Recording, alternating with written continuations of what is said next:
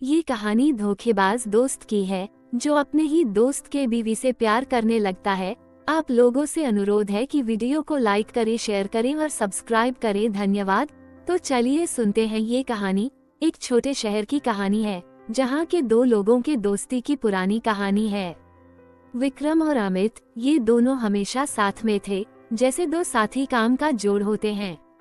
उनकी दोस्ती में ईमानदारी और साथीपन की भावना थी।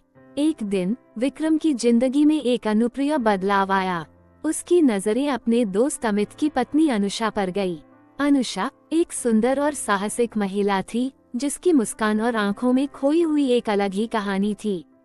विक्रम के लिए ये केवल एक दोस्त की पत्नी नहीं थी, बल्कि उसके लिए एक नया आकर्षण और रहस्यमय सपनों का दरवाजा भी था। शुरुआत में यह आत्मा के भीतर की एक छोटी सी चीख ही थी, लेकिन धीरे धीरे विक्रम के लिए यह आदत बन गई। उसका मन अनुषा के प्रति प्रेम में लिप्त हो गया था, परंतु उसकी यह भावना केवल उसके अंदर ही रह गई थी। अनुषा भी इस नई रुचि के प्रति अनुभवी थी और वह विक्रम के साथ अपने विचारों और भावनाओं को साझा करने लगी थी। उनकी बातचीत शुरू होती और फिर धीरे धीरे वे एक दूसरे के ख्यालों में खो जाते। विक्रम को अपने दोस्त के साथ इस नए संबंध के अपने विचारों को बांधने की कोई आवश्यकता महसूस नहीं हुई।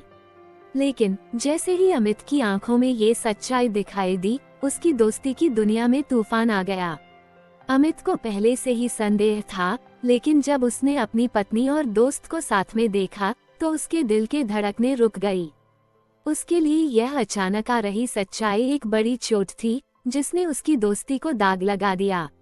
सच्चाई सामने आई और दोस्तों के बीच की इस प्रेम कहानी में दरारें आने लगीं। विक्रम को अपने किए के पछतावे होने लगे और अमित को अपनी पत्नी के विश्वासघात का दर्द झेलना पड़ा। इस कहानी में प्रेम, धोखा और दोस्ती के बारे में एक अनोखी सीख है।